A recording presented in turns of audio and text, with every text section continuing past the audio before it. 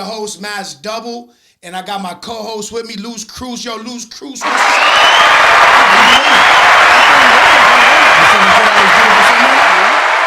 Sunday. We chilling. We got a special guest this week. We are at episode 24, and the special guest we brought to the show today, I welcome you guys, Moody. What is it? 144,000. Moody, 144,000. What up, boy? What up, chilling, man? Thank you for pulling up. Mm-hmm. How are you feeling today, man?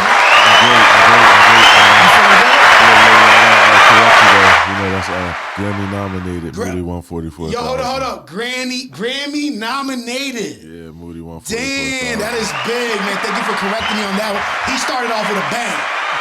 Right there, he started off strong. He said Grammy nominated Moody. So when you got nominated, was it with your name Moody 144,000? Yeah, it was that, right? Yeah. Let's get right into that. Before we get into where your parents from, I want to jump in right since you started. So now, what was the nominee for? The Grammy nominee? It was a hip hop single of the year.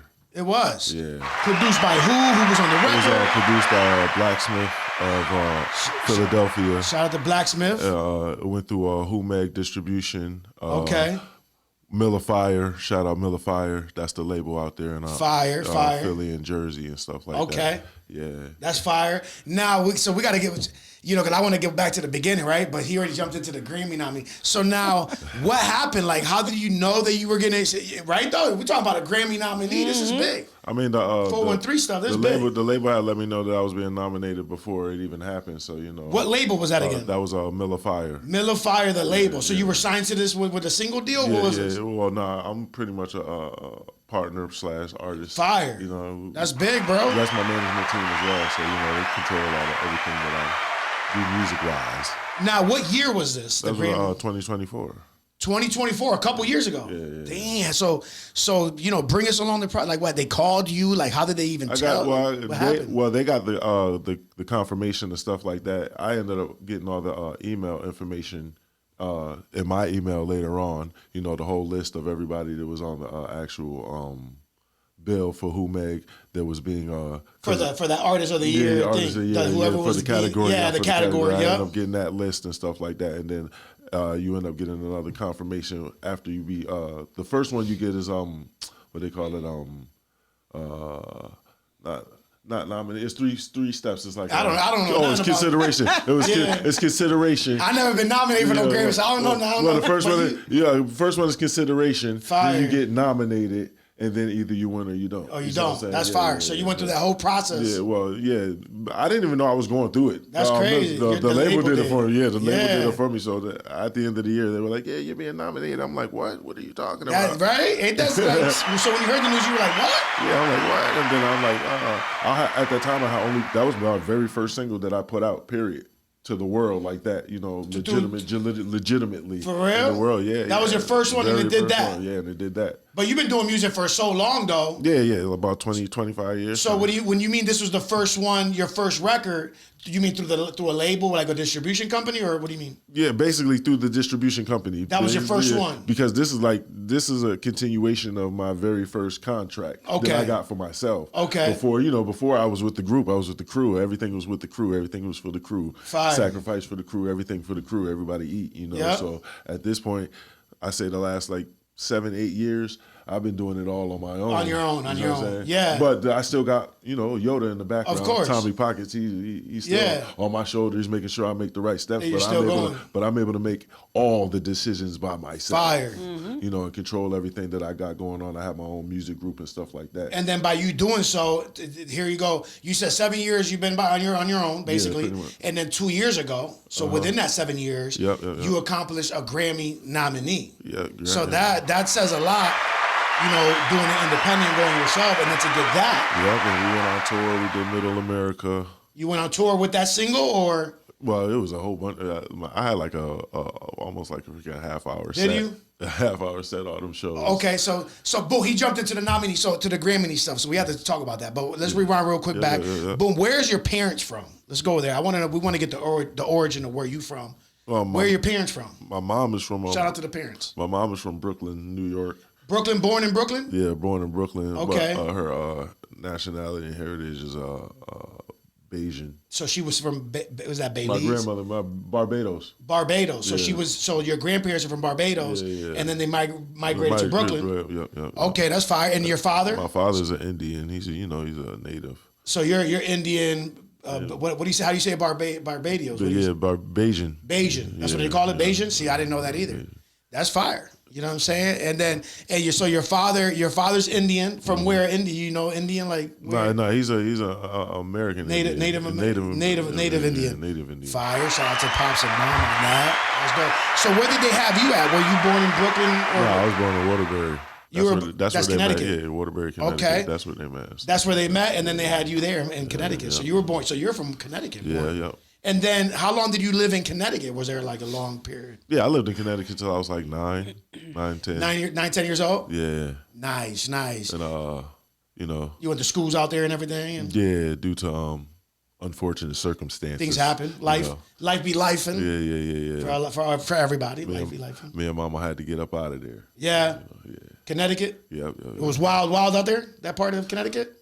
Yeah, You ain't got to but I'm talking about the area. Was it wild? Yeah. It was like Walking Dead back was then. It? Was it? I'm older. I'm from the 80s. Yeah, I'm from the 80s. Well, I don't know nothing about Waterbury. I'm from the 80s. Crack was heavy. So Waterbury was wild, and so basically it got hit hard. Well, I tell everybody. I be like, I lived in The Walking Dead. You know, Did you? It wasn't no fucking show. Okay, because that's what we refer Holyoke to is like that. Because we're from Holyoke, so when we refer Holyoke, it's almost something like that, similar. So Waterbury was like that as well. Waterbury was worse. Worse than Holyoke. Worse than Holyoke. Way worse. I never knew that about Waterbury, Connecticut. Where is Waterbury? Is it next to Hartford or something? Where's this? Like Danbury. Danbury, Connecticut? Yeah, Danbury. More towards the New Haven side. Boom. And they all got out of there. Your parents, you guys left and came to 413? Me and my mom, yeah. But I used to go to Brooklyn every summer. Okay. So, I didn't even know we was getting out of there as quick as we got out of there. Yeah. So, I went to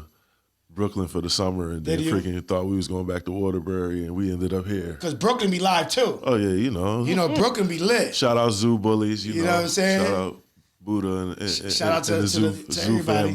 family. Shout out to the Zoo family. Yep. Word, that's from out there, Brooklyn? I got Buddha and them from out here. That's my big bro. And then that's the Zoo family. Zoo, you know what I'm saying? Yeah. I always got to represent. That's your camera. Yeah, I always got to represent. We get used to. There you go. Yeah, no, but we get used to looking up here because we got a monitor up there, everybody. So like we always looking in the wall. But these are cameras here and stuff. I be doing the same thing too. I be looking up there. Yeah, the Zoo family. They took me and a couple of other guys in a couple of years back. Yeah. 413? Yep, mentoring us and stuff like that. They started mentoring you guys. Yeah, Big Buddha. They have a lot of experience in the music industry and all that. That's what it is. Shout out to them. I hit Buddha every once in a while. Just get some advice, from somebody that's down to earth and always, they led me in the right direction. That's fire. He's a great mentor. Yeah, definitely. Shout out to him. So now, at what age were you in the 413? Was that like 13 for you? Or was that 10? I was like, 11. 11 years old? Yeah, 10, and then you've been 11. here ever since? You stood here and... Yeah, yep. 413, Springfield to be exact? Yep, Springfield. Fire. Start off on Franklin. Shout out to Franklin. Street, you know what I'm saying? You went to school out here and everything? Everything. Okay. With the Cotton Junior New North. Shout out to the schools, man. There's a lot of people going to be watching that. I say the names and they be like, what school is that? And I'll be like, What school is that? It turned to this one. What school is that? Yeah, what school is that one? New North turned into Harena. Okay, Harena. Okay. But when I went there, it was New North. New North. In the beginning. Yeah. And then it turned into Harena. Okay. And then, what year did you get involved with music? Like music came into your life, the whole, music came late. I was doing acting. I was doing acting first. Oh, so you were doing acting first? Yeah, I started acting in like. So this is different. I never heard nobody's doing acting first, then music. Yeah, I started acting in like maybe like 4th grade. So let's get into that before the music. Yeah. 4th grade, you started acting. Yeah. School or what was like? Yeah, school. School roles and stuff, like playing roles out there and all that? Yep, because, we lived in the hood, so I always used to try to sign up for extra activities so I didn't have to go home and shit. Yeah, I understand. Now, so acting was so do you remember in school what was the first thing? Was it a play? Was it a... Oh, it was a play. It was a play. It was a play. I want to say it was called Duende or Okay. something like that, and it was about a little short dude that used to run around and rob people and stuff. You remember like that. this play? Yeah, that's fire. I remember everything I've been in. You did. That's dope. Yeah, I remember. It's like a catalog in my own Yeah, brain. your So resume, I your resume. remember everything. I remember everything. So school was your first play, and do you remember when you were like, oh, man, I really want to do this acting stuff? Like, when did you start really realizing, okay, I want to take this serious? Well, you start off as a kid and you start doing those little plays, and then they put you in chorus, and then you do a chorus, and you're downtown, and you're singing for the people and stuff like that. You do all that stuff. You did all that? Yeah, I did all that. I've been through that. I played piano and guitar when I was younger. Fire. And That's fire. as you get older and you start developing what you really want to do, and not what they were forcing you to do, the activities and things like that, you start, finding your way. I didn't really get into acting seriously until I got into high school, and I blew my knee playing football, so I couldn't play football anymore. Also, you were playing sports too. Yeah, well, that's right. That was my life, playing sports. Also, so that's what I'm saying. So there's a lot to playing sports. I blew my knee, and then I was like, "Do you need to find something else to do with your time?" And I'm like, "Well, send me to theater. That's where the pretty girls is at." Okay. I like it. So you play football? You play for the school? I played for Central. You played for Central? Yeah, I played freshman and sophomore. Did you? Yeah. What positions did you play? Defensive and tight end. Fire. Okay, so you had a good little football career in high school. Mm-hmm. Your knee blew out, and then that's when you acting the theater more serious. You said. Yep. And how much time did you have with that after you broke your knee? Whatever you went through with your knee. Well, acting was already one of my electives, so I had to take it. But then, not having to go to football practice, I got to sign up for plays and things that I wasn't able to sign up for before. Fire. And then, me being a tall black kid, interested in that kind of stuff, I used to get major roles. Yeah. Already, and back then we weren't doing regular plays; we were doing Shakespeare. So, and since you were always tall. Yeah. How tall were you in high school? I was probably 6'4", 6'5". Were you? Yeah. So that's good for sports. Yeah, everything. And it's good for everything because your height, you stand out, right?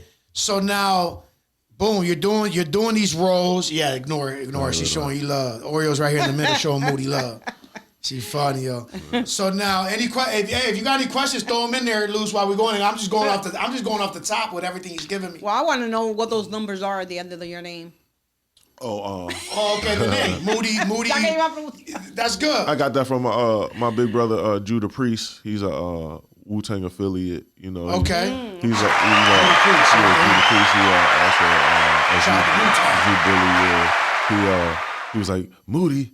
He was like, we gotta have some way to find you. And the name of his crew is his label is 144,000 Chosen Few. Oh, you know what I'm saying? So you've been having this name for a while, for a long time. For the last 2 or 3 years since he told me I had to trademark it, and then he started getting in my butt about fucking my performance and my performances and stuff like that. Yeah.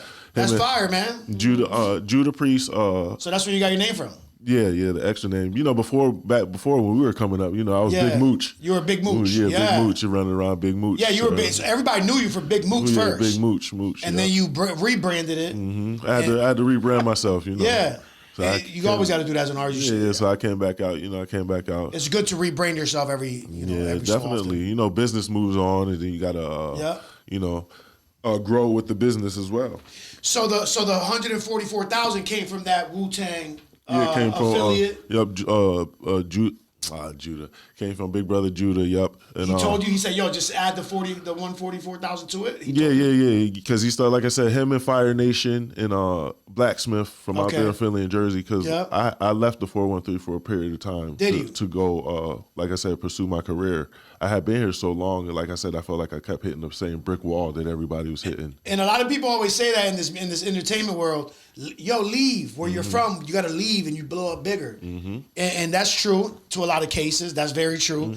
So you left. Yeah, I left. What age were you when you left? What age? I was older. I was probably like 34, 35. And you said I'm gonna move? No, I didn't. It wasn't my option to leave. Okay. It wasn't my option. I got called from DJ Bones. Okay. Shout out to DJ Bones. Yeah, I didn't know him. He had just been following me. What is he popping? Like who was he worked with? DJ Bones. DJ Bones, I guess he was a traveling DJ for Maroon 5 for a little while. Okay. A couple other major acts and stuff like that. Real major out there in Philly.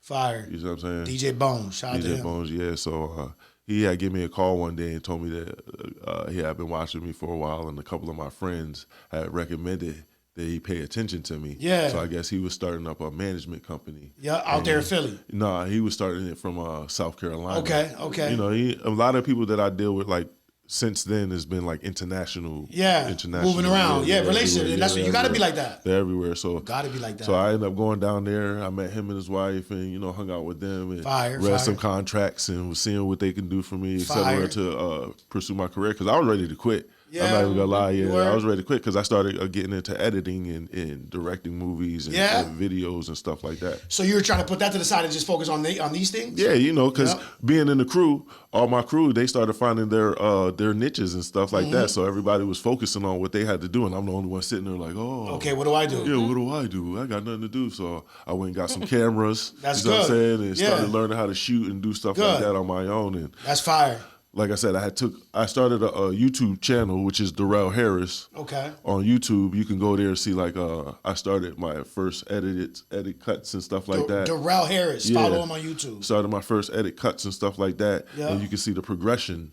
You see what I'm saying, for a period of time, but then I stopped. Okay. Because I started trying to focus on shooting a whole movie. Other things. Okay. A whole movie. I wanted to do a whole movie.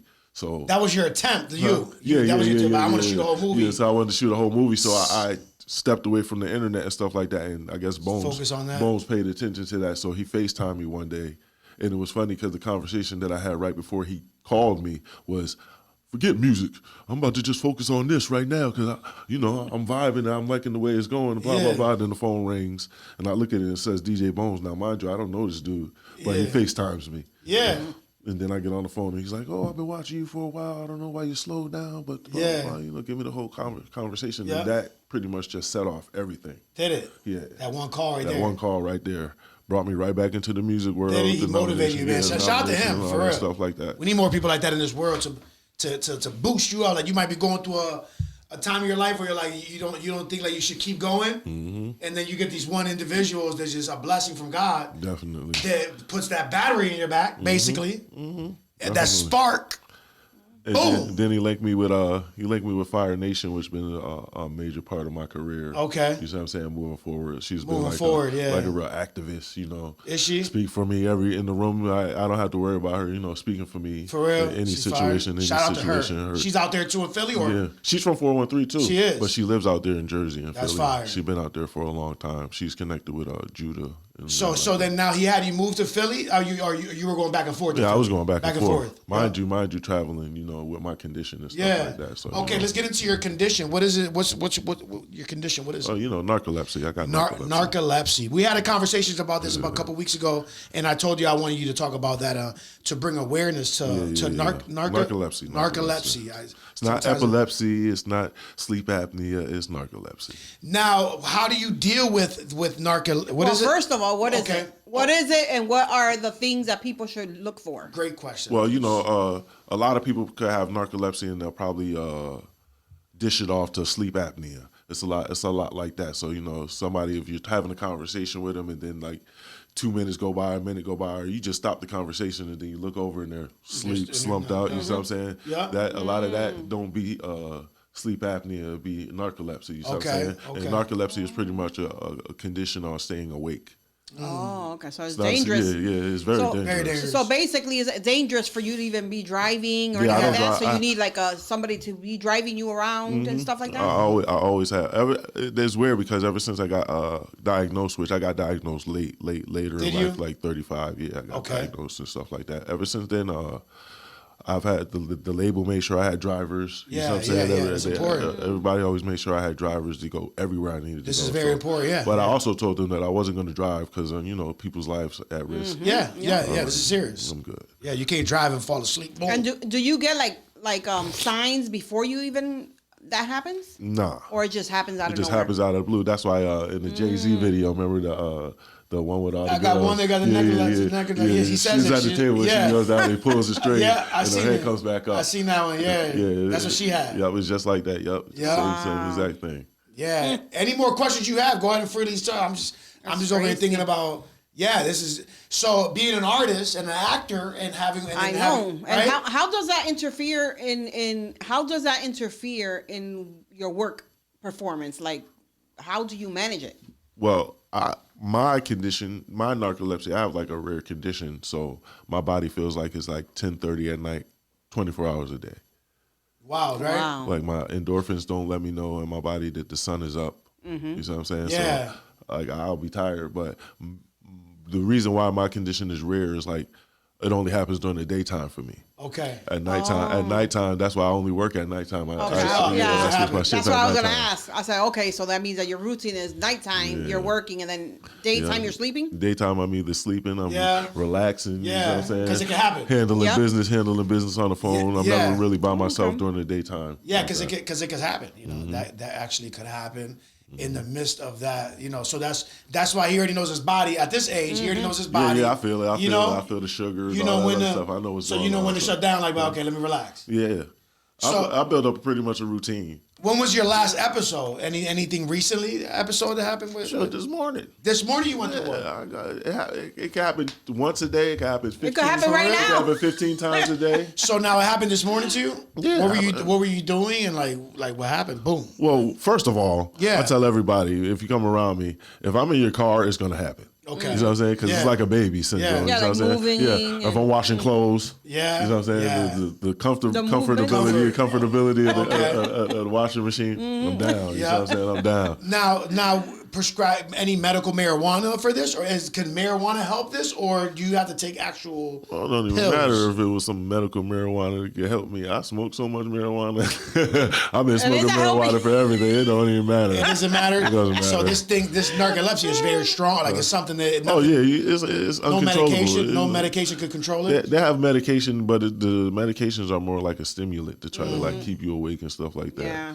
I stay away from the medicines because the first medicine that I had got prescribed had lowered my heart rate so bad that I almost it was almost over for me. For real. Yeah, because they prescribe you things, making it seem like it could help you. It could help you with this, but it could cause a whole lot of other things. The whole list exactly. is crazy. So you're adding on to what you had. Yeah, what you have exactly. Yeah. Wild, man. Yeah. You know That is crazy. So and then he got diagnosed late in life, so he was already going through this. I'm surprised you got diagnosed late, right? Because usually when was it that you found out? Like 35. 35 years old. Now, Okay. I was gonna say too. Were you having these episodes of narcolepsy when you were young? I don't know how to say Narcolepsy. Narcolepsy. Narc or narp? Epilepsy together with Narco. Narcolepsy. Narco. All right. So now, at what age is this? Since you were born, or what? Well, come to find out, it's in my. Everybody has it in your DNA. Everybody has it in your immune system. So in your So family. what triggered it? I had got like a kidney infection or something like that. Oh, okay. And then they released it. I got healed, and then the narcolepsy was already released, but it was already in my family's like bloodline, my father's bloodline. So your body was already immune to it, and it was already in your system. And It's like when they say chicken pops. Yep. They say everybody has chicken pops in their body, but there's certain things that trigger it. And once it it triggers comes it, it comes out. So that's what happened. It was your kidney. Yeah. His kidney, and then it came out of that, and then it was a wrap. Like there's no surgeries. There's nothing that could. Nothing you could do it. So this forever, basically. Yeah. And then you said it happened. Your latest one was this morning. Yeah, I mean it happens. Some days I'll go the whole day and it don't happen. That's good. That's at all. good. Then Yeah. there's other days, but like I said, I'd rather deal with the blackouts and the going to sleep because, like I said, there was a point where I had seizures. I was having seizures and stuff like that. You see what I'm saying? Yeah. So I'm beyond that point at this point. more seizures. You know what I'm Good. saying? Thank God. Learning how to control my mind and stuff like that, and learning my body. Learning my body. I'll be working and going days without eating properly and doing stuff like that. No exercising and stuff like that. No stretching, nothing. Just working, and then before you know it. Yep. Yeah. Oreo's right here. Go over there, Oreo. She's trying to make her appearance, man. You guys hear? She's over here begging. You should have seen her a few minutes ago. She was dancing right there. Funny, man. Yeah, so it's just wild. He got narcolepsy. There you go. I gotta, I never heard of this. But like I said, I've never really heard of this. I've been having to travel. I had to travel a lot throughout the United States, you know, with it. That's what I'm saying. A And lot of things. So, do you travel with a nurse? No. You, In the okay. beginning, when it first happened, like I said, I was traveling by myself. So when I went to South wow. Carolina, when we were going, I was going by myself. That's wild. Yeah, that's wild. I'm on the train. Any I'm on the trains episodes and the bus. happen in the bus or train? They're gonna happen. Yeah, on the bus and train it happen? everywhere. Wow, right? No matter where it's gonna Hey, happen. he's out- It could happen right now. Yeah, Yeah, yo, yeah. and he's out here like, I'm out, man. I'm about to go still do what I gotta do. Exactly. You feel me? well, though? Yeah. You can't let it control you. That's I what mean, I'm saying. my mom is handicapped. My mom had a total hip replacement my whole life. I've seen Yeah. her go through like 4 or 5 surgeries. So she's never been like my mom just had back surgery last week. And what? She's still doing And shit. she's still on the phone right now. Yeah. Oh, I'm back now. I can feel it. I'm like, Yo, we don't shout out to Mama for real. That's real. Mama D, shout out Mama D. Shout out Mama D, man. It's always like that though, because when you're a busy person, Mm-hmm. and then something tries to stop it, Yeah. it can't stop you because your Yeah. body's so used to moving around and doing things. No, and he does a lot. He's out here still. He's still in the clubs doing like events. He's still dropping music. He's still doing movies. Yeah. Like he's still active. He's in the podcast Still today. get casted. I'm a grandfather. You know, I'm a Oh, okay. father. How old is your what is it, granddaughter or grandson? I got a couple of grandkids. Yeah, yeah. For real? fire. Yeah, I got older kids too. I got kids that's like 28, Look at that. Oh, That's wow. it. Yeah, yeah. almost 30. You still like a baby yourself. Everybody think, yeah, that's what I said. Everybody still think I'm in my like 30s, early 30s, late 20s, early 30s, early for real. I'm almost 45. So boom, you know, so we talked about the narcolepsy. Narcolepsy. I had to look at it. Narcolepsy. Narcolepsy. Yeah. He loses his body. He's laughing at me. Hey, I'm gonna stop saying it because I'm saying it wrong. I'm gonna stop. That's it. I'm like, yo, what is it? I'm gonna point at Moody like Moody. It's narcolepsy. Narcolepsy. Okay, now Luce thinks she got one up on me because she knows how to say How to it. say it. Now, so let's talk about because you got a lot. You have a whole resume, so I'm gonna be bouncing all over the place. Let's talk about any new Tubi. Let's talk about movies and Tubi. That experience, getting your movies. First of all, getting some roles. Yeah, How did that yeah. go about? The I roles? got a call from an old teacher that I used to work with back when I was in high school and middle school. He was an actual writer. His name was Brent Northrup. Fire. Shout out to him. Shout out to Mr. Northrup. And he back then he wrote a play called Misty's Room, and the kids that were casted for his play had recommended me to play a part of a kid named Lamont. And they used to all meet in this room that was behind like the library or something like that. It was like one of them secret rooms. Yeah. And I actually had to restate the Declaration of Independence, and me and Mr. Northrup got in trouble. For real? Yeah, we were on. Wow. We were in New York Times and all For that real? stuff It back made it to then. the New York Times. New York Times. back How long then. ago was this? That time frame right there with that? It's been probably like 20 years. 20 since years. then. Yeah, I was a kid. So Mr. Northrup reached out to me recently in the last couple of years and asked Okay. me if I was willing to join this team to do some things. So I was like, Yeah. yeah. And then when I said yeah, I ended up in a Bigfoot suit. Hold on. Hold on. You can't skip over the New York Times post. I'm gonna go back right there. 'Cause this is an important thing because I didn't miss it. So I gotta go back to that. Yeah. New York Times. So this situation made it on the New York Times. Yeah, because I redid the Declaration of Independence in the play. So I took most of the Declaration of Independence and then reflipped it into Yeah. a slavery type of situation. Okay. Like, why is everything? And it caught like media It attention. caught all over. Papers here, papers in New York, Yeah, everywhere. that's a good thing too. Like going viral. For So when he called me for this second go round, I was always down, to jump back in it. And plus being on the road, doing a tour and stuff like that for the music. Yep. Every time I did my interviews and stuff like that, I would speak about me being a part of Shakespeare and Company and stuff Yeah. like that in high school and doing Shakespeare. So they would ask me, "Are you going to get back into movies?" And I was Yeah. like, "Yeah, as soon as I can." That's fire. So when I get home, I get a call and he's like, "Yeah, I need you to play this role." And I'm like, "Cool, I'll do it." That's the Bigfoot one you're talking about now? Yeah, yeah. And is that the first one that made it on Tubi or? Yep, That was the first one? That was like the first big one. Now, how did that feel? Like, so who shot the movie, first of all? Who shot it? Gino McGee. Gino McGee. Yeah. All Shout out- here in Springfield? Gino's from Chicopee, local. And the movie was shot here in the 413? Mm-hmm. And that's what it was called? Bigfoot? No, the name of the movie is called Scary Tales, Dark Walker.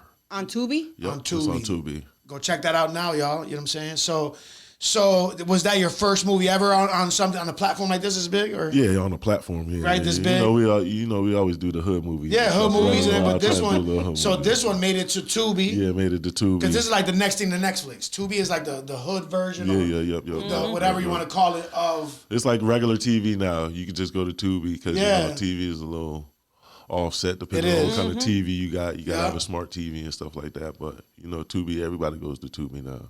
and you played Bigfoot. So how was your like costume? Like was it actual Bigfoot or? Well, it was heavy. It was It's real. you laughing, but these are real questions. Well, like I'm 6'7", so He's tall. so it don't really matter. I just threw a couple people around, snapped some necks and stuff. Yeah, that's what it was. Made That some- was the fun part. Made some noises. I just actually got cast to do, get back in the suit again. With the same director or same shooter? Or? No, same different director. I think is a total different team, but the same writer, same writer. Same of the, writer. Yeah, same writer. This was going on Tubi as well, probably, right? Yeah, probably Tubi and Netflix. They've been growing. And see what I'm saying? Netflix. They've been growing because the Scary Tales. We started off with hopes to put it on, I guess, Tubi. Okay. And we had a couple of film festivals, but they started getting awards for it. So they got like 7 or 8 awards for that movie. For the Bigfoot movie. Yeah, for the Damn, Bigfoot that's movie. fire. Wow. And it's still doing numbers. It's Yeah, still like doing, in the still right? moving right now. Still moving To the this point day. that could probably earn you something later on too in life, right? Something could happen with that. Well, accolades because accolades. I'm at a point where I'm all about the accolades. Accolades, yeah, that's what it's about. My grandkids able to look on TV and be like, "That's grandpa." Yeah, fire. I like it. I love that. Now, so this next movie you're working on now, you said this was going Tubi, Netflix type of thingy. You said. Well, yeah, they usually either they be on either one or either they end up on both of them, Fire. depending on the contracts and what you got to go through as far as the And directors. in this movie now, you guys are currently shooting now. Have you guys started shooting for this movie? Well, I just like I said, I tell everybody I just finished doing like 5 movies in 2 years. Have you? So they're releasing them. That's not the only movie that's out right now. That's what I'm saying. They got Yeah, other I ones. got another movie called Love Spell that's out right now. That was Yeah. also written by Brent Northrup. I think Love Spell was written by Brent Northrup, and the Scary Tales Dark Walker is Gino McGee's Okay. saga. He got that going on. Fire. So, but if you look at the Scary Tales, they have a whole bunch of those movies. You know what I'm saying? Like a whole bunch of those. But the Love Spell, I got Love Spell. That's on Tubi, and I think Netflix right now. Yeah. And then also we got the Divided Loyalty. Shout out to Steven, Rashawn, and Darius. Shout out to them. Yeah, Darius. shout out to them. Yeah. They're from Springfield. They're Yeah, directors, and they got the Divided Loyalty. That's fire. I was in episode 2. Of course, I got shot real quick. Did you? Yeah, They always trying to kill us quick, huh? No. that's a common thing. Actually, I'm in all Stevens movies and stuff. I always play a part in all Stevens movies like that. But Is that Sticks? Is that Sticks? Steven is actually Steven Rashad. He used to rap too with Heisman. Okay. His name was Policy back then. Shout out to him. Shout out to them. Yeah, shout out to the media. Yeah. We used to call him Policy back then. Okay, Policy. Shout out to Policy. Yeah. So he's into directing now and stuff like that. And Fire. like I said, big time doing big things. So the next movie that I'm going to be in, we're going to start shooting in July, and he's Fire. actually the writer and the director. Of it. Fire. So now, out of all your movies, how many movies have you done, number wise? How many movies have you done so far? Like real movies like this? Yeah, the ones that. Yeah. coming out. How many movies you done? I probably did like 6 of them so far. 6 of them already. Yeah. And what's your longest role? You have The longest role I did was Love Spell. they kept you in the movie for a while. Yeah, I played a cult leader / killer. Yeah. You know what I'm saying? I always play the bad guy in all the movies. Do you? Yeah, that's fire, man. Okay, he gives me the vibe of oh my God, what's it called? Who? don't have a brain fart. I had a brain fart. She's been laughing at me the whole show. Nah, just been I forgot the name of it. You did? But it's, Damn, you can't oh my forget. God, I forgot the name of it. Once I So, remember, I I'll hope tell you you. remember. But that's a good thing. Is he an actor? Is he an actor? Yes. He's an actor. Okay. Yeah. He has those vibes. Now, so 6, 7 movies. Which one to you personally? Which one is your favorite one you played in so far? Your favorite one? Of course, the Bigfoot. Is I it? got to act silly and stuff like that. Okay. It's not really.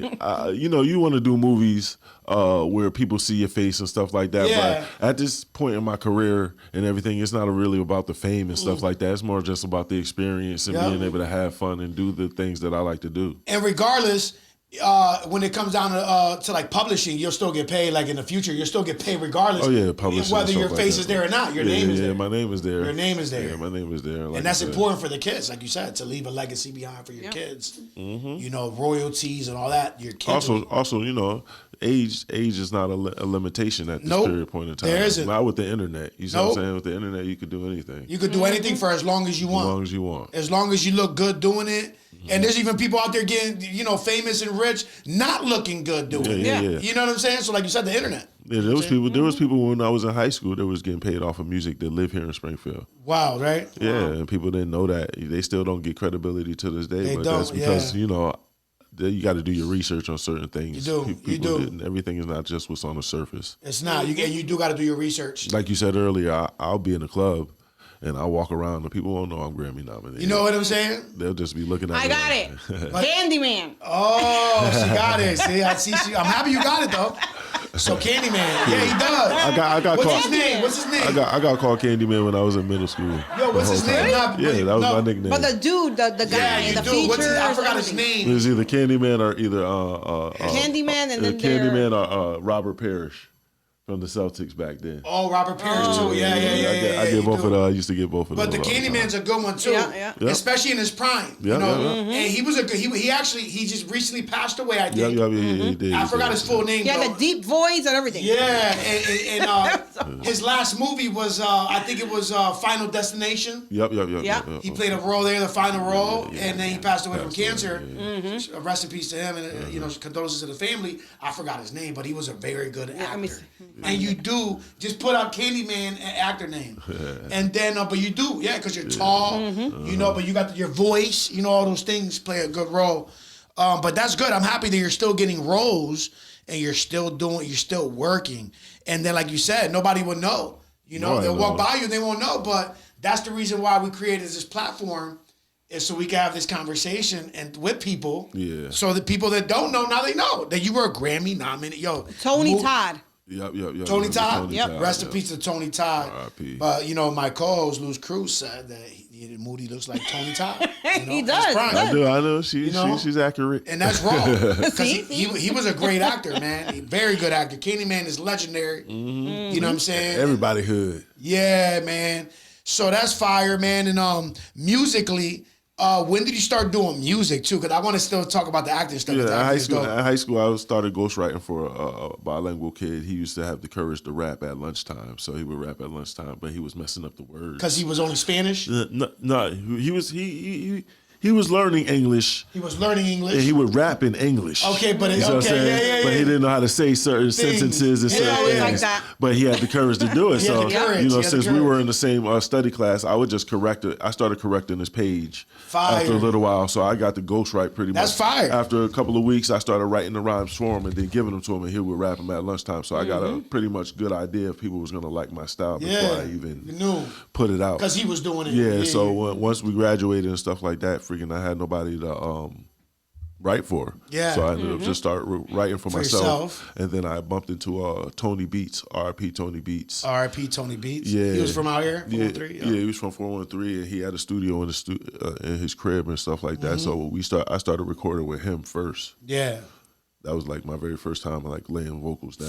Fire. But you was already a writer though, so that's yeah. But the funny thing about that situation was, I would go to his studio. He was live, you know. He would record me and stuff like that. But he had my master Yoda in his corner, always engineering at the table. Who's that? That's David Aponte. Oh, I don't know who was that. He was really His good. name is Cake David. He's still here. Okay. He taught Tommy Pockets how to engineer. For real. So he's an OG type of. He's not even an OG. He's our age, but he went to school. He went to school to learn how to engineer. He's like the most humblest guy. He says thank you every time. Yeah. He shakes your hand, please, thank you. He's one of those type of dudes. Yeah, that's good to be like that. I love He him. appreciates. Yeah, I love him to death. But he went to school at that period of time, and then I bumped into District Epitome, which is Ricky Dixon. He has the LS Camp. Okay, shout out to them. Yeah, LS Camp. They were around, and he taught me hip hop from the beginning to end. Fire. All the way to present day. He taught me that. That's fire. He taught me that. He wouldn't let me rest without knowing the Cold Crush crew. Because you gotta know these things if you're part of hip hop. Yeah, you know, I give a lot. I say, far as my career and everything, I got forefathers. Do you? I got my forefathers, That's fire. and they're pretty much my mentors as far as my career and the reason why it's going. Shout them all out. Yeah. Like I said, shout out Tony Beats. That's number one. David Aponte. That's number 2. Fire. Of course, you got Ricky Dixon, which is LS camp leader. Yeah. And then my last and final would be Tommy Pockets. Fire. Shout out to all of them. Yeah, Tommy Pockets. Out of all of them, I know Tommy Pockets, but I'm sure the other ones are legendary too because you're mentioning them. Oh yeah. And because Tommy Pockets is definitely legendary, local 413. Yeah. You know, engineer and just music, pioneering the music. And you know, Moody's from out here for so many years. He knows, like I do. We know a lot of these entertainers, producers from the 413. Yeah, we've been through everybody. We've been through the seasons. We've been through the seasons. I tell everybody, I'm like his seasons because you know, from 01 when I started actually doing the music till now. Yeah, it's been 2,000 MCs. Exactly. 500 singers. Yeah. You know what I'm saying? And a lot of people that don't know nothing about the entertainment stuff in 413, they won't know these things. But people like us do know because we're connected and we're tapped into the promoters, artists, DJs, everybody. Models, actors. You know, we be outside. Yep. Shout out Rockwaller too, because Rockwaller put in a lot of work for me. Shout out to Rockwaller. Earlier in my career, he put the word out there, letting everybody know that I had what it took. Did he? Yeah, he definitely did. That's fire. He called it ahead of time. Yeah, he's definitely a legend in here too. Shit, we might get Rockwaller out here. Shit, for real. So I have a question. Because I know he has a raw story too. So you say you do acting. So I want to know what acting training degrees or workshops have you completed to do the acting, or did you have to do any? Well, I did most of my acting workshops and classes and stuff like that through a company called Shakespeare and Company, and they still pretty much go around the United States, like it's all over the United States. No, it's big. It's Shakespeare and Company. Yeah. And what they usually do is they take high school kids and they work with them for a period of months to execute a certain Shakespeare play, and then we all meet at like Berkshire Community College or a different college or a couple of different colleges, and then we do like a festival for the whole weekend. Fire. So it's like 2,000-3,000 kids getting on stage at different times, watching each other, families and all that, everybody there, and then they do the summertime festival where you actually go up to like Lenox, Mass, and they have outdoor sets. Okay. So you gotta actually be swinging from the trees and doing stuff like That's that. You know what I'm saying? Fire. And up there, real stuff. And up there they have like one year they had Danny Glover. He was out there watching, but they always have celebrities. Somebody come out. They always have celebrities out there Yeah. watching them do those things. But that was like pretty much my acting experience. So I actually had, when I was in high school, I would actually have to stay after and go drive from the other side of Connecticut to take a class, a fight class or something like that. Or, they have us out there, oh, you're a tree. Yeah. And you're like, Yeah, different things. That's part of the acting role. We have They're gonna put you through things. Breathing classes and stuff like that, teach you how to pronunciate, you see what I'm saying? Stuff like that. was it hard for you to connect with the character title or, the play, the role. The script. Yep. Well, it came down to me being one of the only black kids that were, in the class. So it was like, Were you? Yep. Yeah, it was only probably like three or four of us in the class, and then the rest of them, were. Yeah. We had various, because Central always had a nice selection of diversity. So you get all different types. You had Spanish kids and all that stuff in there and stuff like that. But I've always been the bigger guy. Always. One of the bigger guys. So I would always like jump in the father role or you know what I'm saying, the general or something like that. But so when it came to the plays and stuff like that, I already knew I was going to get a part. But I also had to try out for roles as well. So I had to do soliloquies and things like that on my own. So it came down to pretty much like memorization and practicing. Yeah. So me knowing that, it made it easier for the music. Yeah. And then converting back and forth to doing the acting. Like I said, That's fire. You can run off to the side and look at your script as long as you got it highlighted and know what's going on and can keep track of what's going on stage, then you pretty much got control of that. And they're still giving you scripts. You got a script now for this new movie, I got right? two. I got like 5 scripts in my phone right now. Now, and you go over them every day. How does that? What's the process with that? Like, right? What's the process? Well, I'm a crammer. I'm a crammer. So, like I said, I'll read it one time, get the gist of what the story is about. Okay. And then probably like before I know we about to have to go do the readings and things like that, Yeah. like 2 or 3 weeks, I'll make sure I get into it. You see what I'm saying? Okay, I'll dig into it deep. Okay. All my spare time I get out of work, even at my job, I'll be just in the script. You see what I'm saying? That's fire. I think that was his phone or something. Yeah, that was my phone. Yeah, but go ahead. I thought it was the doorbell. Nah. I'm like, really? It was so loud in the mic. Now you good though. Bing. Yeah. That's a good one, man. That's a good question. Let me see. How do you stay positive motivated during the long rehearsals or demanding shoots? I mean, I'm used to it. Like I said, doing that Shakespeare and Company, we've done actually like 16. I've done 16 Shakespearean plays. You know what I'm saying? Yeah, that's in my Shakespeare career. Yeah. I got posters and all that for all of them. They got videos and all that stuff for the proof and stuff like that. But at the end of the day, each play we probably performed like 6 or 7 times in different locations, and then we had probably like 6 or 7 months of straight rehearsal every day. So I would get up at like 4 a.m, 5 a.m, get ready to go to school, get my little brother ready. You know, we go to school. I do the whole day at school, and then right after school I would have football practice, and then right after football practice I'm in the theater, and then I would stay at school till about 11. Yeah. Then go home, catch a little bit of sleep, try to do what I can do, and then right back at it. So right now everything is like, it seems short and fast to me. Yeah. You know, we'll be like doing a Bigfoot movie. The Bigfoot movie probably took us a couple of weeks to shoot, but every time I was in the Bigfoot suit, the only problem was it got hot in that month. It got hot. It wasn't really the time. It wasn't really the time or anything like that. So, and I'm also like, I don't know, maybe it's my age and where I'm at wisdom-wise, but time is not really bothering me at this point. It's not, right? You're just chilling, going with the flow. Yeah, I'm just going with the flow. Yeah, you're living, you're flowing. As long as you ain't wasting my time. Exactly. Everything is a go. Positive, peace, positivity. Don't waste my time, man. Bring that peace and positivity. So what type of roles are you looking forward to doing in the future? Well, my next role, I'm gonna be playing the major bad guy, the main bad guy. So this is like a pop out role for me, and I'm very, very excited about it. Yeah, I'm very excited about it because I get to dress up in my 3-piece suits and do my thing. But that's fire. So I'm excited about those roles. But I've also got a call or two from the West Coast. Okay. So that's fire. So like something to look forward to in the future, like something. That's Hollywood. So they always got stuff going on, but they're always looking for extras. And probably like maybe I want to say like 9-10 years ago. Yeah. Freaking, I had got a call to do a movie sub Marky Mark Wahlberg. Okay. Because of my height and my tattoos and things like that. I had signed up for a little agency with one of my little stepdaughters. She had signed up for a little agency, so I signed up too. Yeah. You know what I'm saying? Just to be with her and shit like that. And just to see what happens. And I ended up getting a call. I ended up getting a call, but I couldn't make it when they wanted me to go down there. They were shooting in like Washington D.C. or something like that, and I couldn't make it. But I always think about that. So, because you would have been part of that. That was my opportunity at one point. So I was like, all the roles I get now, I'm just gonna be like, hey, just give me the script. You don't want to miss that because you never know. Yeah, just give me the script. Now in the acting world,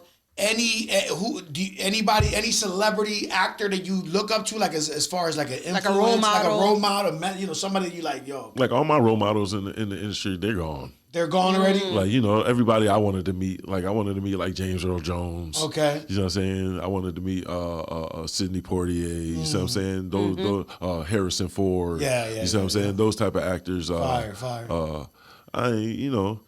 Nowadays, I would love to bump into like Samuel L. Jackson, Denzel or something like that. Just to ask some questions and find out what direction they think I should be going in my career. But in that situation, it would have to take a conversation. Yeah. And in most situations, you're not really going to get to do that. I actually lived in California. At a younger age for a couple of years. So I was at the Dragnet premiere in Hollywood, and I was at the Predator premiere in Hollywood, so I got to see a lot of celebrities at a younger age. So like nowadays, I don't really get like starstruck. I don't really get excited about stuff like that. But those are guys that are like you said, mentors. I would be able to ask them certain questions, and they would be able to give me specific answers. Yeah, exactly. It's not a broad just. No. Yeah. Denzel, any Denzel inspiration?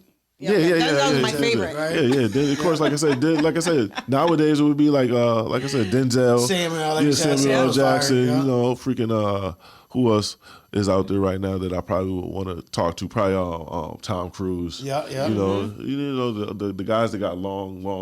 Yeah. Been through the seasons. Been through the seasons. Been through the seasons in the acting because they're not one hit. In the movie's different. It's not like you gonna come up with a one hit wonder and just disappear. Nope.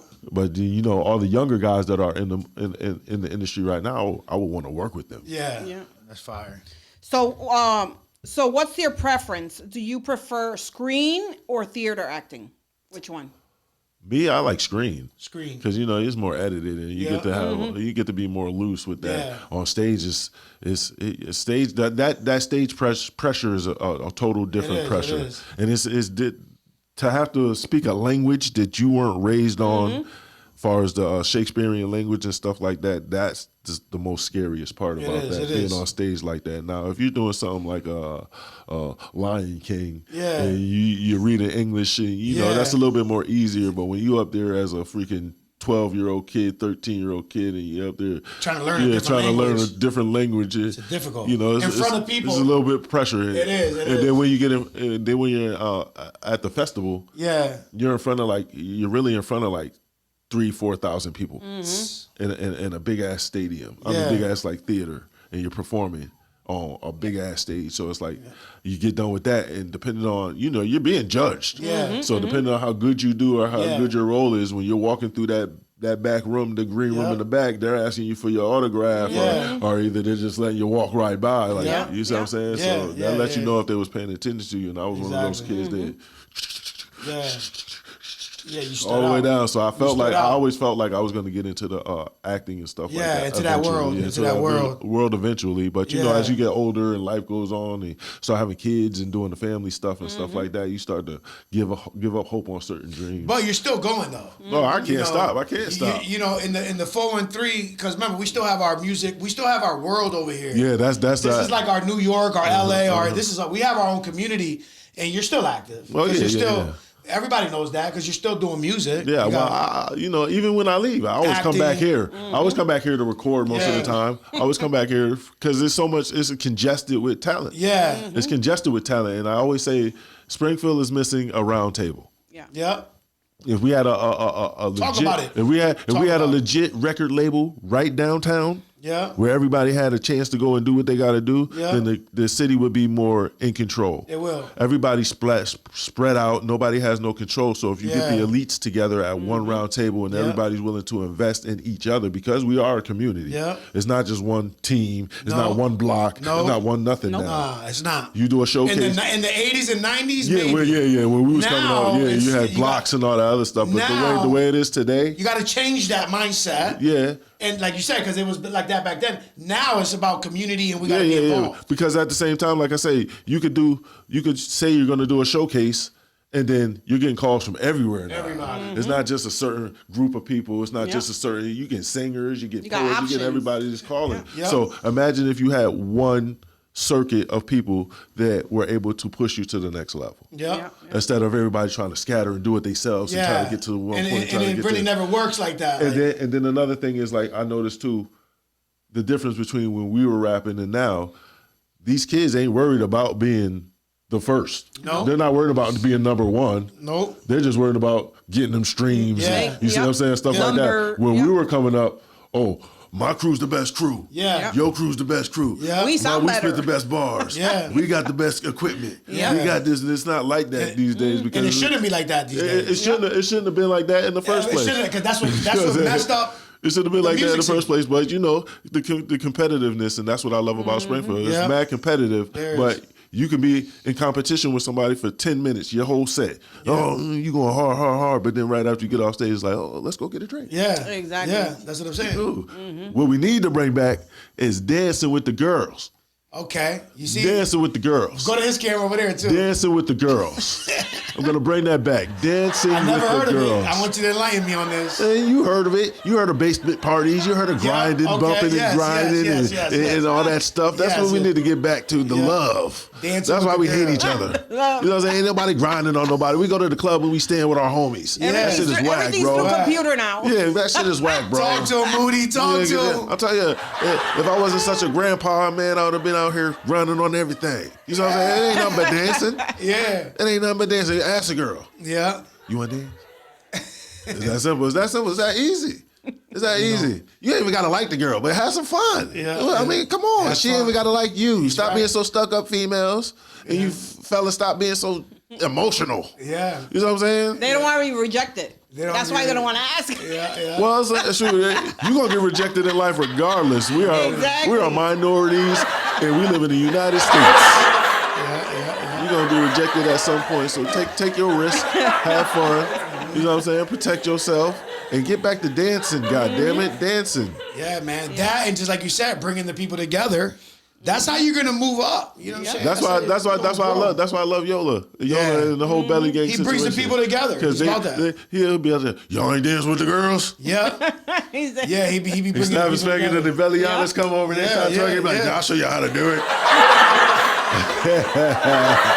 Shout out to Yola. Yeah, I love my boys. Every episode, Yola will shout you out. You know? I love my boys, man. So I want to ask you one last question.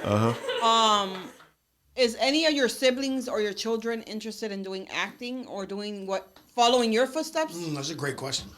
That's a great question. My youngest one, he's 3. My youngest one is 3. What does he give you? What kind of signs he gives you that he's into whatever he's into? Well, I mean, he choreography. He's into the TikTok era. He's the TikTok era, you know. So he's a big judge of my music. He'll play my music. He'll go to the videos and all that stuff. He knows how to get to everything. He's 3, you know. So he's jumping off porches and jumping off of everything and doing what he does. But like I said, at the end of the day, he's probably like my most interested out of all my kids. For real? You're number one fan. Yeah. And then I have a son with Down syndrome. He's 18. Yeah. He also a fan as well. He'll also be like, I don't like that, Daddy. You know. Yeah. That's real. Shout out to the kids. Yeah. But my youngest one now is like I'm getting into the grandpa world with them. So I'm pretty sure that my grandkids are going to be more into the entertainment stuff like that because they get to see it. Yeah, it's right now. I didn't get to see it. My kids, I missed a lot of time with my kids because they're in different states and stuff like that. So traveling and stuff like that, they got to see it, but they also had to live through it. You know what I'm saying? They're missing daddy and stuff like that. My grandkids, they got their daddies. My kids are great parents. You know what I'm saying? Great parents. They take care of them. They also take care of their little brothers and stuff like that. Shout out to them. My kids are very tight when it comes to stuff like that, and I'm so proud of that situation and that scenario. So it also allows me to still be this age and do what I'm doing. Yeah. You know, so I don't have to stress about them. My baby mothers and them, they're beautiful women. They handle everything. I'm not worried about their parents. Shout out to them. You know what I'm saying? So it makes it easier when you got people that understand what's going on and being able to move forward. It does. You know what I'm saying? It does make it easier. The grandkids, I'll probably have some actors and stuff like That's that. Fire. I got athletes in the family and stuff like that. Yeah. Other stuff like that. Give them some pointers as they grow up. Give them tips and pointers and teach them some moves, you know, to act. Well, you know, at the same time, it's hard to do what I do. Yeah. And for a long time, I discredited myself. Yeah. You know, acting, music at the same time, having your own music group, trying to direct, trying to be a father, trying to be a grandfather. It's a lot. Everything is a weight. Until I got to that point, I had like an epiphany, like, bing, it was like, bing. And I was like, oh, you know what? You're stressing about the wrong things. Yeah. Just live. I feel like it's already a path for me. It is. You know, every time I sit there and be like, oh, I'm not going to do this anymore.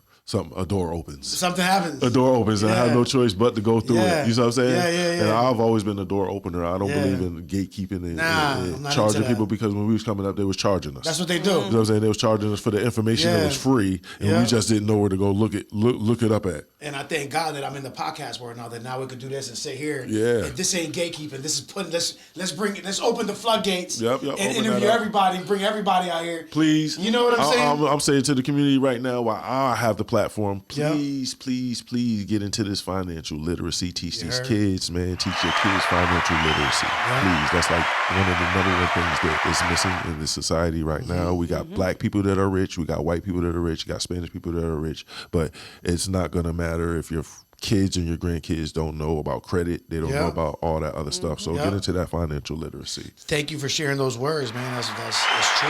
Financial literacy is something they didn't really teach you. It's not a at class. school. It's not a class. It's not a class in school. It's not none of that stuff. Nope. It's not none of that. And then the kids get out here, and we wonder why our kids got a freaking less of a chance. Yeah. You know what I'm saying? Because we got to learn everything from scratch. You gotta Everything learn. that we need, everything we needed to get through, we had to learn from scratch. You got to learn from scratch. You can't skip. You can't. You got to learn everything from scratch. Do that. Go get you some land. Grow your own food.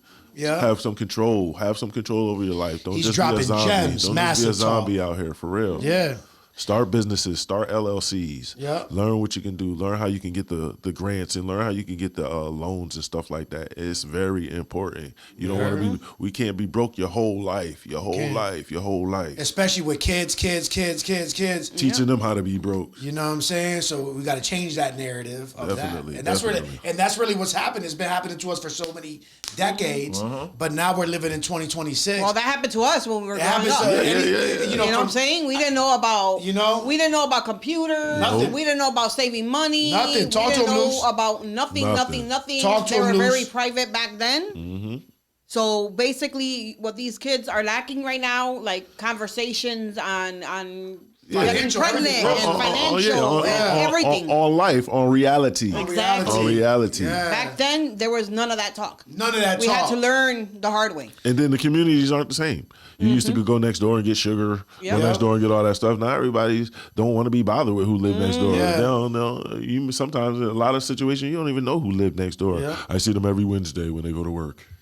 So our job is to bring it back, and that's what we're doing now with y'all two right now, talking about it. We're in light. We're bringing awareness to all these things, and we're gonna change that. And it's gonna start with us. Yeah. You know what I'm saying? It's gonna start with us, and there's a whole bunch of people just like us that are like waiting for this moment of okay, we're gonna stick together and we're gonna pour out this information for free. Yeah. To the kids, to the people, everybody. They need to learn. And then another thing is too, in that same scenario, go out here and try to make money and start businesses and things like that with people that want to do it with you. Yep. People that want to do it with you. Not just because that's your cousin. Not just because that's your auntie. No, they might not want to get money like you want to get money. They might not be as hungry as you are. You got to surround yourself with these same people He's that dropping real want to gems get right what now. you want to get. Somebody that's willing to learn with you. Or go find you a mentor that's willing to be hands-on with you. Because all of us don't just learn from reading. No. You know what I'm saying? Some of us need to be taught, and we can duplicate what you taught us and then learn from there how to move forward. We gotta start doing that more. Yeah. You know what I'm saying? Because like I said, I have a kid with Down syndrome. I used to worry about him taking a bus and being picked on by other kids that didn't understand what Down syndrome was. I used to be worried about that. So I used to always want to do like a father, daughter, mother, son dance. You see what I'm saying? With the kids and bring regular Fire. kids in so that they could do stuff like that. We need to do stuff like that. You see what I'm saying? Yes, sir. My son got a job. And I'm like, oh my God, he's 18, he's running around, he's doing his thing. Yeah. And I'm like, But also, if they're looking to make a business and all this stuff, they don't need to even have anybody with them. They could start off on your own. Yeah, You could start exactly. off on your own. Do things that you like to do. I tell my children all the time. exactly. And I'm their number one fan.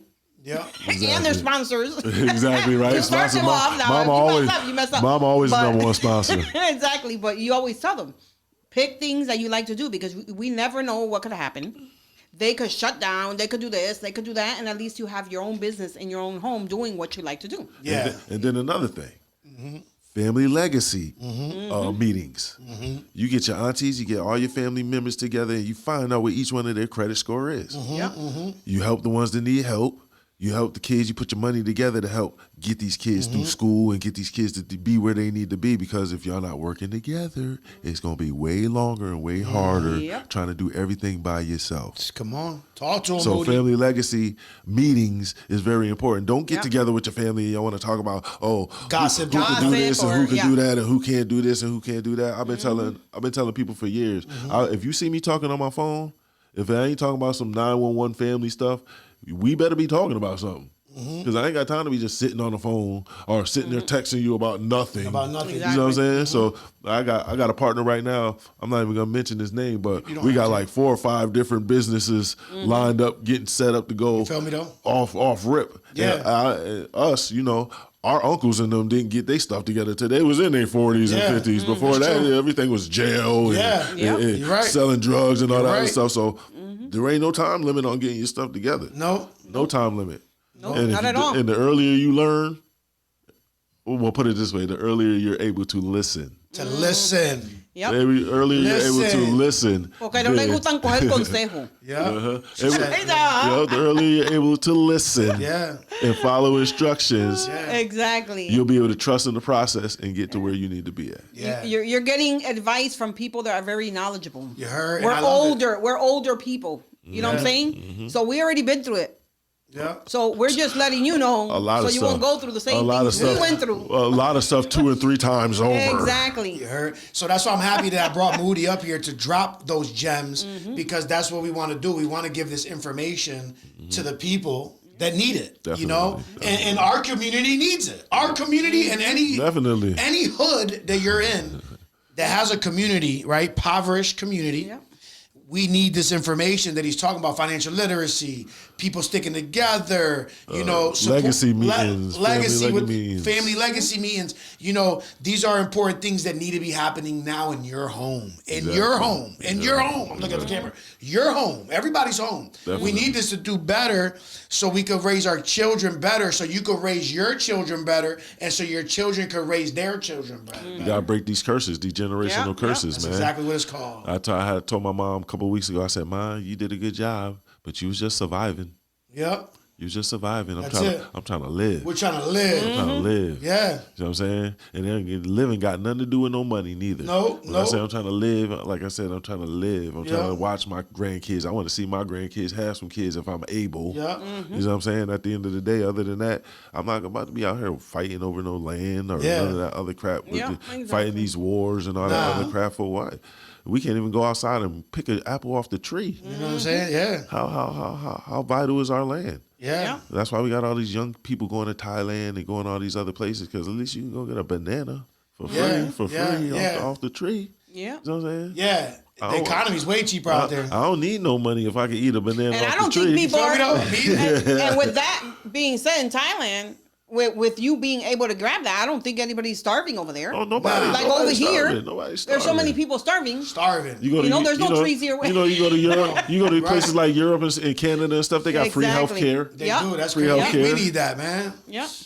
Other places, no taxes. You see what I'm saying? They're not worried about taxes. So, like I Yep. said, and then you got to think about the price of the American dollar, and then you go into other places. Like I said, you go to speaking of Thailand, you go to Thailand, you spend freaking $3,500. That's your rent for a mini mansion for the year.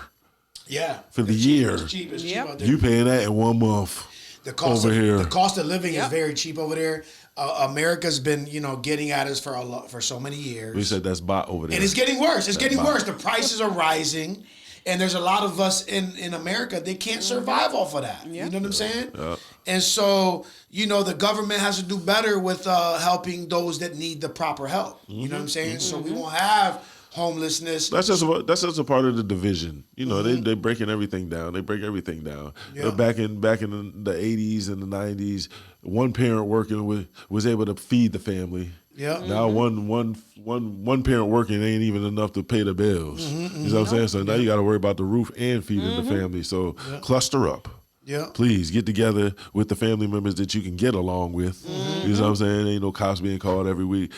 Teach your kids to work together. Yeah. Teach your kids to work with who want to work with them. Because like I said, this world's about to get real crazy with It's all already this extra stuff. It's already getting crazy. It's gonna get It's crazier. going to get crazier. Yeah. And like I said, You're gonna do the rapid. Yep. We're about to do that. Esa cámara se va a morir. Okay. I didn't plug it up. So, what does New England mean to you? New England, this area. I got it tattooed on my arm, and this is home. Oh, okay. It's home. Yeah, I'm a New Englander. I got tired of everybody asking me where I was from. I had the dreads, so I cut them off after 25 years. So me being in the South and all that stuff, now they be like, "Oh, where you from?" So I hold my arm up and it says New Englander, Yeah. just to let them know. I get tired of explaining myself all the time. Cuidado. You got another question. Almost took my ear off. I see it. I was like this. Anyway, so you also do music, right? Yes. So- yes. Sexy Thug Music Group, STMG. Oh, okay. Sexy Thug. Yeah, Sexy Thug Music Group. Fire. Where did the Sexy Thug come from? Because you've been having Sexy Thug for a lot of years. Yeah. Sexy Thug was my high school crew. Like Was I said, in high school, I lived a double life. So, you know, Yeah. I would do Shakespeare and all that other stuff. And back home, my crew would be Yeah. doing what they do in the streets. Yeah, so, you know. Fire. Now, any new singles you got out right now? Anything new? I just dropped like five new singles. Did you? Yeah, with my distribution and Miller Fire, I'm able to drop what I want because I got Fire. creative control and That's stuff like fire. that. So what I usually do, I drop in clusters. Okay. So what I did recently was I just started a new group. It's called Trap Souls. Okay. It contains Fire. TK. Shout out to TK. I like TK. Yeah, Shout out to TK TK. Baby, TK Baby and Mackie Mac. I want to get her up here for an interview too, so we're gonna set that up. Yeah, and myself. I like TK. And myself, and we got a 3-way harmony thing going on. So, Okay. you know, we rap. It kind of reminds me of like the Fugees For real? type flow, you see what I'm saying? Stuff Fire. like that. That's dope, You know, that's dope. Trying to bring back some of that grown and sexy music so Yeah. you can have something to listen to and it ain't just really got to turn all the way into 1 minute you get some Yeah. R&B, then the next minute you got Cardi B popping in, then the next minute you got freaking Drell, and then you us everywhere. as the older people, we be waiting for that R&B to come back. Yeah. Yeah. You know what I'm saying? Yeah. So it's like, give me some of this, some new stuff that we can listen to, and you can blend in with the new stuff, Yeah. so we ain't always got to jump Yeah. into the ratchetness. Yeah. Now for real. You know Yeah. what I'm saying? Yeah. So that's my. I'm like, yeah. Yeah, so that's what I'm working on. You can go to any platform, all platforms, Yeah. and pretty much type in my name. And Yeah. Well, before we get to that, that's the last thing. Right now, I'm actually rapid questions. Boom. We're at the Go end of the ahead, do show. your thing. Who's your favorite rapper ever? Fabulous. Fabulous. Okay, I like Fabulous. New York, LA, or Miami? L.A. LA. Shout out to LA. Favorite food? I like corned beef hash. Do you? Yeah. Okay. I rock with the corned beef. Loyalty or respect? Loyalty. Loyalty. Shout out to that. The biggest red flag you see in a female? Non-accountability. Your top one. No accountability? Yeah, non-accountability. That's the top one. That's a good one. I like that one. What's the craziest contact you got in your phone? Craziest meaning like top celebrity, something, one of your greatest contacts, one of your Probably- worst contract, whatever you feel. Probably Rob Schwartz. Okay. Who's Rob Schwartz? He's the owner of Who Meg and partner in our song. Okay, shout out to him, Rob Schwartz. So, because you got to deal with someone. Yeah, Who Meg. You do, right? Yep. Fire. Distribution. Biggie or Tupac? Pac. Okay. Let me see. Interscope or Def Jam? Def Jam. Def Jam. Atlantic Records or Empire? Atlantic Records. Okay. Would you go independent? Would you stay independent or go major? I would go major. Major?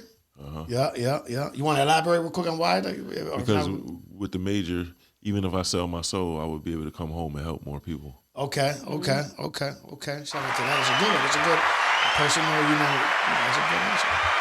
Eminem or Jay-Z? Eminem. Eminem? Okay. J. Cole, Kendrick, or Drake? The top three. Drake. You going with Drake? Yeah. Okay. Shout out to that. I've been a Drake activist since the beginning. Yeah, I rock with Drake too. Yeah, for sure. I rock with all three of them, but Drake definitely, man. I've been a Drake supporter for years. Boom. Now we're at the, I want to thank you for pulling up. But listen, that's your camera there. Now give them all your social media handles where they can find you. All that. Give it to your, Well, your audience. Moody 144,000 everywhere. It doesn't even matter which site you're on. Just type in Moody 144,000. On Facebook, if you want to talk to me personally, you can find me as Darrell Harris. That's my business name, directing and all that other stuff. I also have Moody Painters Plus. We have Mr. Splash out there. These are a couple of my companies, that promoting while we're on the platform. That we're local. And we also work with the local people. In so many different ways.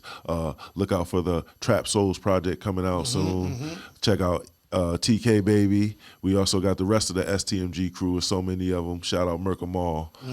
That's my dog. Yep. My right hand. Shout out to Merk. Tommy Pockets, he's dropping. That's the Dunny and T music Shout out group. to Tommy Pockets. You know what I'm saying? He's resurfacing. So like I said, everybody's back in place. I got new movies coming. I got another movie coming out, Surreal Life. That's a movie I actually directed. It's starring myself, Farrell Bacon. Fire. Shout out to Farrell Bacon. Farrell Bacon and a couple of artists from the city. I also like I said, check me out on Tubi and Netflix, and I'll definitely be keeping you guys informed on more movies and more platforms and other things that's going on and other doors that are opening so that you guys can step around through. Yo, we want to thank you, bro. Thank you for all that, word. Appreciate you pulling up to the podcast. It was a great interview. Thank you for sharing us about narcolepsy. Yeah. I pointed at her. Narcolepsy. Yep, that's it right there. Narcolepsy, y'all. Narcolepsy. I got you. I told you to mention it. You know what I'm saying? But thank you for everything, even the gems you drop. Any final words to a young kid watching that wants to be an actor when they grow up? Man, just no matter what you want to do when you grow up, just don't stop and be stubborn sometimes. You know what I'm saying? Definitely look out for yourself, because if you can't look out for yourself, then you can't look out for others. Thank you again, man. And then you got Mass Double, you got Moody's Cruise, Massive Talk Podcast, Moody, 144,000. You got Moody right there. In the building. You got me. Lose Cruise, Mass Double, Massive Talk Podcast, and we out.